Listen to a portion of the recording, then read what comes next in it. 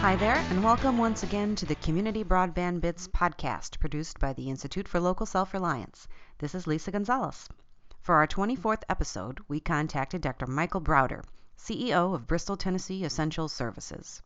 Earlier this month, BTES announced that it was among the growing number of municipal broadband networks that now offer 1 gig service. We offer congrats to BTES on this achievement, but it's actually BTES's customers who come out the winners. Dr. Browder shares the history of the network and talks about some of the amazing ways local schools and businesses are finding new ways to use the technology. Let's go now to the interview and hear more about Bristol, Tennessee Essential Services. This is Chris Mitchell with the Community Broadband Bits podcast, and I'm talking today with Dr. Browder with the Bristol, Tennessee Essential Services. Dr. Browder, thank you for coming on the show. Thank you. Can you tell us a little bit about Bristol, Tennessee? Bristol, Tennessee Essential Services has been a power company since 1945, and we're owned by the city of Bristol, Tennessee. We have an independent board of directors that manages and operates the utility. Now we're also into internet, telephone, and cable, and this all began in about 2002. We decided that we really needed to have a different communication system to operate our substations. It had been a telephone through the telephone provider before, and it was over copper wire into the stations, and we regularly have lightning storms in the summer here. When we'd have lightning storms, many times we would have lightning run in on the telephone wires and knock out our communication with our substation. Well, when you have lightning storms, that's when you really need your substation's communications to work best, because that's when you need to know what all's going on and what's happening. So we decided that we needed to build our own communication system, and we opted for a fiber optic network. Now, during that same time, we were looking at other uses of fiber optics and e-commerce and so forth. We're involved in economic development in an assist role. We also have a great interest in education because of the requirements of our employees, and so we have a big interest in that. And education is also a big part in economic development. So all of those things tie together.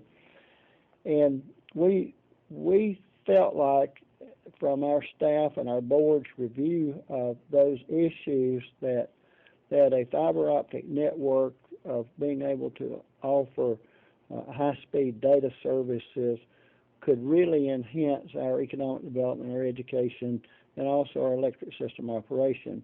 Well, in the fall of 2002, while I was the chairman of the American Public Power Association, I was attending a board meeting in the state of Oregon, and the president of the Electric Power Research Institute, who does research for all power companies in the United States, it's a big organization, but the president of that organization was making a presentation there, and he talked about that power outages had cost industry more in the previous year than power had cost industry.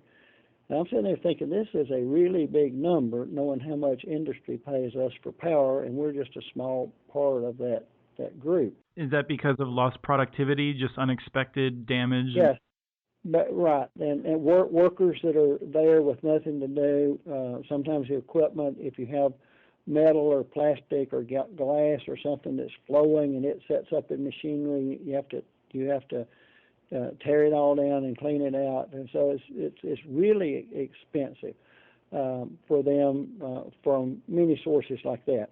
So then he also said that if we had a really fast switching system that we could, operate in fractions of a second, that could help and could keep these or get these customers recovered quick enough that they wouldn't have to totally shut down and start over. Since we were operating some in fiber and had decided to and we're in the process of installing a network of loops that would pass all of our 19 substations, as well as and as a result of that, they would be going through our highly residential areas and our business and industry areas, because our substations are located where the load is, and the load's there because of those customers that are already there. So we had started that process, but we hadn't figured out how to build it out to the customers. And about that time was when some triple play equipment became available for fiber to the home equipment, a passive optical network equipment where you don't have to have electronics all up and down the lines, but you can just have electronics at the end. And we began to evaluate that, but I'm thinking we can't afford a system like that for this purpose. Well, as we go back and we start looking at how we can build out these kind of services to all locations in our area, the triple play fiber optic to the home or fiber optic to the customer looked like it made sense. We did some analysis of systems. We talked to everybody that we could find to talk to in the United States that was doing any of that.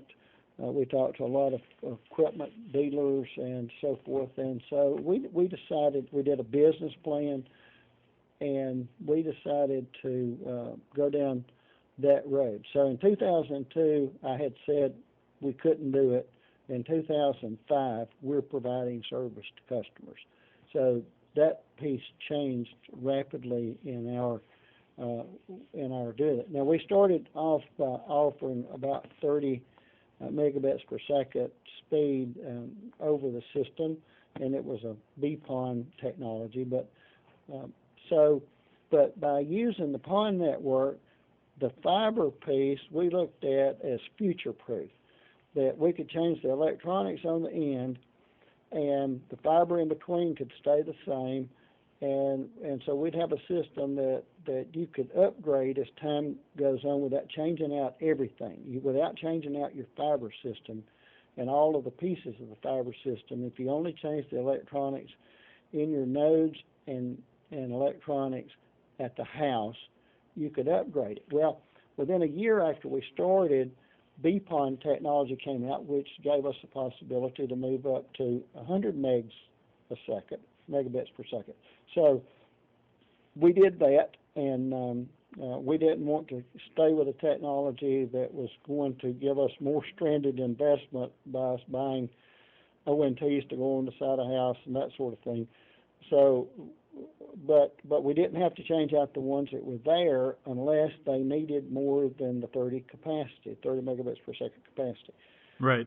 We put the 100 in, and then later when gigabit became available, then we changed again so that we could have gigabit technology in, and we went back and laid another piece over our backbone system that was a 10 gig E system so that we could provide gigabit services to everybody. So just recently we have completed the system so that every customer of ours, every electric customer of ours has gigabit available to their location. Now, they all we have to do is run it from the street to the house, or that last 50 yards or whatever, to get it there and put the electronics on the house, and they've got it. So we've got it completely built out to where we can do that, and that is a big piece. We now have all of the schools in our area either have 100 megabits per second or gigabit, and it's their option. The gigabit being 1,000 megabits. So it's they either have 100 or 1,000 megabits available, and all of the schools are using one or the other of those. And as they need to, they can go from 100 megs to a gig. And all they have to do is call us. We may have to change the electronics on the side of the building, and we may not, depending on which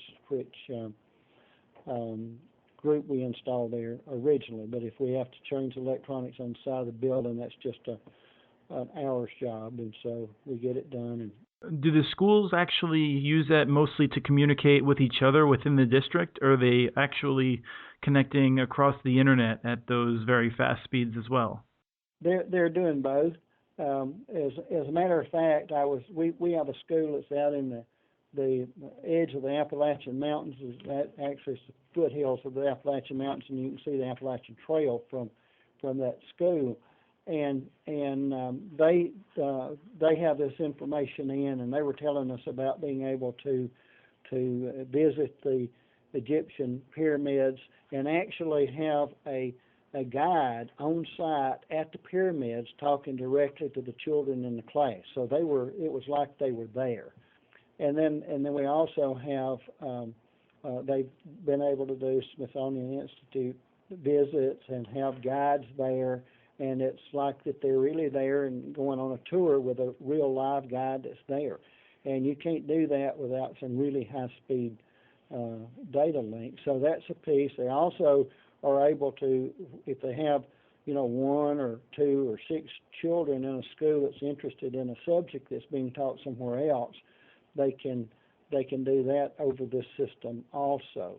And then they can work on the math problems or spelling problems or those kind of things over the internet from a location and a site and an app, and they can do that. And so it's just amazing what all that they can do, and how that they can diversify that education processes by having this really high-speed information available at the time. And so you can have children in the class that are working on some app or some device and working on a lot of different projects at the same time. So then you're able to work children at the limit of what they're capable of doing, instead of teaching to the middle of the class where some people don't understand what you're talking about and some people are bored to death. This way you can individualize education to those children as they're doing it. What is the community benefiting other than these obvious incredible technological capacity of the schools? What else have you seen? Are people paying lower prices? Have you seen more jobs in the community? How has the network helped? Well, when we started out in 2006 was the first time that we had the triple play services available, all three of them available, and we had a package that was $99.75, and it included 1.5 megabits of service. It included 100 minutes of long distance telephone, and about 80 channels of TV. Now that same package is $109. It's gone up $10, but content of the cable has gone up more than $10 during that period of time. So we've only changed the price as to the price of content. But instead of 1.5 megabits per second, we have 30 megabits per second. Instead of 100 minutes of long distance, we have unlimited long distance. And then we've also added caller ID to the list. And so we've been able to, without raising prices, we've been able to drastically increase availability of these high speeds. And one of the things that we were talking about, Chris, in the beginning is if we could offer this data services and internet access and so forth as fast and as cheap as any place in the country, then we could be as competitive in any of these e-commerce services as any place in the country. And I've lived in Northeast Tennessee 40 years, and this is a wonderful place to live. I mean, it's got 4 seasons, it's got the Appalachian Mountains, it's got lakes, and it's just a wonderful place to live. And so if you can do these kind of services from here, you can have the best of all worlds. And that's what we're finding. A lot of people were getting out of school and having to move somewhere else for data jobs. Now they can have really high-speed data circuits, so they can do those kind of jobs here, and it's as if they were wherever. And to give you a little bit of idea about how well you can handle those jobs from a distance, one time we were buying phone service to get the phone system out to other places and do other things from where we are, and we lost circuit to the phone system, and we were trying to find out why we lost it from the supplier that had given it to us. Well, the people that we bought our telephone switch, or Class 5 telephone switch from, one of their engineers in Australia, after hours with us, it was after hours with us, told us that the people supplying us this service had made some changes in Kansas City and told us what the changes were. And when they finally found the person that made the changes and got him back to the job and he fixed it back, we made it work. But I thought I was really impressed that somebody from Australia was able to get into our system and do this. And we have people that do different things with us, from South Alabama, from Plano, Texas, from lots of places that do work with us that can get into our system and do this. So when you see that done, you know how much that people can do from one place to the other. As a matter of fact, one of our employees had a sideline of drag racing, and he was able to do some work for a customer while he was staged in the drag thing, kept his laptop and got on it with a high-speed data system and was able to fix these things while he's sitting in his dragster waiting to run down the strip. So it's amazing what you can do from multiple places or any place, or people can work together and be thousands of miles apart. So these are just things that this gives us opportunities, and we are as economical and as fast as any place now. So we have a newspaper printing facility here that's a state-of-the-art facility that they print 7 newspapers from, and they've been in the business for several years and never had an outage. And one of the things that they had said, the reason that they located here was because of the high-speed data and the reliability of our electric system. And our data system has been reliable. They've never missed a printing in that facility since they've been there because of our data services or our electric services. And then there was a consulting firm that was doing some work for TVA that was pre-qualifying some data center sites. We were chosen as one of those. And there again, 2 major components of that was the high-speed data and redundancy in that, and the reliability of the electric systems. It's a testament to what can happen when a local government, when the community itself really controls its own destiny. So we're thrilled to hear about your success stories, and we really want to thank you for coming on the show and telling us exactly how you went about building this network. Thank you, Chris. We find that it gets more and more successful every day. It's a lot of work, and it takes some planning and it takes some expertise. But we have grown most of our expertise internally, taken some really bright people and got them some training and education, and they're eager and interested, on behalf of their community. And just like you said, it is local people seeing after local people. Well, great. Thank you. We wish you continued success, and we'll look forward to talking to you again in the future, maybe when you're offering 10 gigs to every home or 40 gigs to every home. I'm sure it won't be that long into the future. The way things are changing, you're right. It probably won't be, but enjoyed spending this time with you, and we'll be glad to talk again. All right. Take care. Thank you, Chris. Thank you. That was Christopher and Dr. Michael Browder from Bristol, Tennessee Essential Services. We look forward to future developments as this reliable network continues to stay on the cutting edge, and we'll be sure to share information with you. You can learn more about BTES and the many services they offer at their website, btes.com.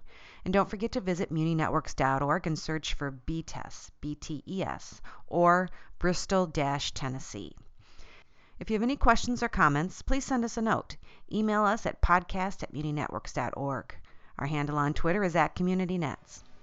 The show was released on December 4th, 2012, and we want to thank the Mojo Monkeys for the music, licensed using Creative Commons.